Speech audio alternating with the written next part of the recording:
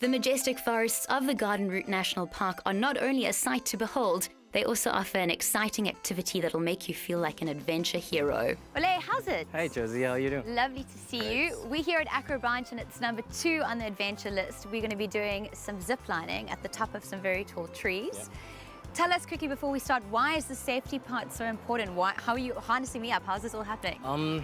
Obviously, it's a harness. Yeah.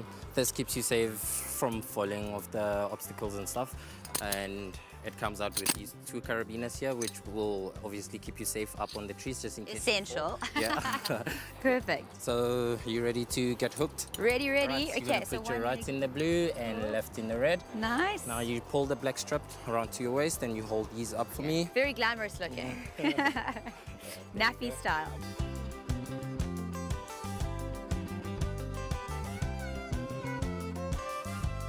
The obstacle courses are great for individuals and groups alike, and there's even a specially designed course for little ones aged between 4 and 8. For the grown-ups, however, the course tests your strength, agility, and determination, but everyone receives safety training before they set off to zip along through the treetops. Okay, so Ole, what is all of this? This looks amazing. Yeah, these are the obstacles. This is the training course. So basically what we do, we start off with the training. If you can let me, I would actually explain all the rules, which are not so difficult. They're very easy. Awesome. So I don't know if I can go. You ready? Go for it. So basically what I need to do is to go up the course, which is the training course, to show you and explain everything to you, which is not that complicated. Got you it. can just maybe give me a minute to show you, and afterwards you can try. Awesome. So it's a matter of safety. So what I'm going to do is, I'm going to show you now. We are following the red tape as your safety cable. We are going to clip on the red like that, and you just move your clips one at a time. That's actually the golden rule.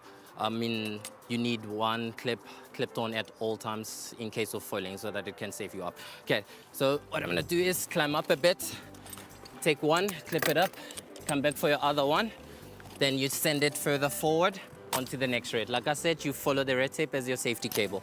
Okay, and you make sure you clipped onto your main cable. Get yourself onto a nice position there. Leave your clips behind. Once you are hooked onto your main cable that runs from a tree to the next, you leave your clips behind, hold yourself onto your safety cable, then obviously watch where you walk, and then you walk to your next tree.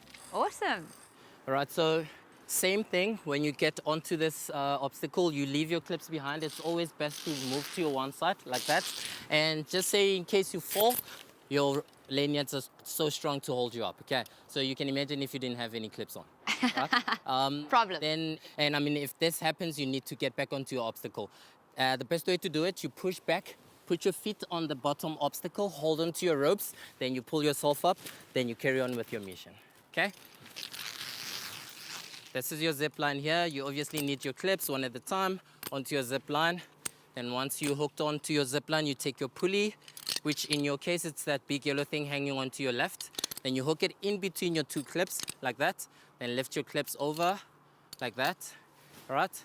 Then you sit yourself down, bend your knees, and then you lean back. Since you have long hair, please do not hold yourself up like that because you don't want your head to hit the zip line. Awesome, right? yeah. You sit down, you lean back, hold all 3 ropes underneath, and when you're ready to go, you just lift your legs. But one most important thing, you never stop yourself with your hand. You don't want to get your hand caught into it. No. Okay, so it's best to just hold on here, and I will be at the end of the zip line to catch you if it's a fast zip line. Okay, all right. So when you're ready to zip line, what you do, you lift your legs, lean back, and off you go. Aim for the white rope at the end, then you grab the white rope, okay? Get to the end, you take your pulley off first, and then you carry on doing your clips one at a time. All right. Perfect. About it. The swinging Tarzan course may appear simple enough, but it's 29 obstacles to test your abilities and leave you with a triumphant sense of achievement. For the more adventurous types, the high-flying course starts at 1.4 meters high and boasts an impressive 48 obstacles.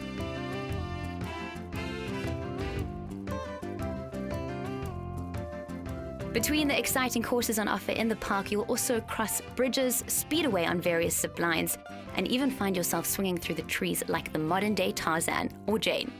It's a thrilling way to spend a day, enjoying the fresh air and challenging the body. Well, Ole, thank you so much. This has been the perfect mix of a whole lot of fun, but also some adrenaline in there. And personally, I really like your idea of an outdoor office. Thank you so much. Thank you for coming through. I love this place as well, and I'm glad that you actually had great fun. Believe it or not, the treetop fun doesn't end here in the garden route because the trees are such a proud piece of the heritage of this area. It's also the ideal place to build a lodge with a view like no other. Welcome to Teniqua Treetops. This is one of my favorite finds in South Africa and is the final stop of our Sedgefield adventure. It is one of my favorite places because it's completely off the beaten track and it's got a bit of a special story. So tonight we are staying in Treetops. As you can see, behind me is Indigenous protected forest. And what makes Teniqua Treetops really, really special is that there are essentially 8 properties and a husband and wife duo who are behind the entire conceptualization and building of these properties. So you can literally stay at the top of the trees with this incredible view. And the focus here is on everything eco, life a little bit slower, and it's a proper weekend escape. So it's got my vote. I don't know about you, but this seems like the perfect backdrop to have some sundowners, and I think I've earned my eco bath. The great news is that you could win a 2-night stay for 2 people at this beautiful treetop property in Sedgefield. All you have to do is head on over to social media, use the 2 hashtags Where Josie Goes and the Weekend Edition, and try and guess where we'll be next in South Africa. So get entering.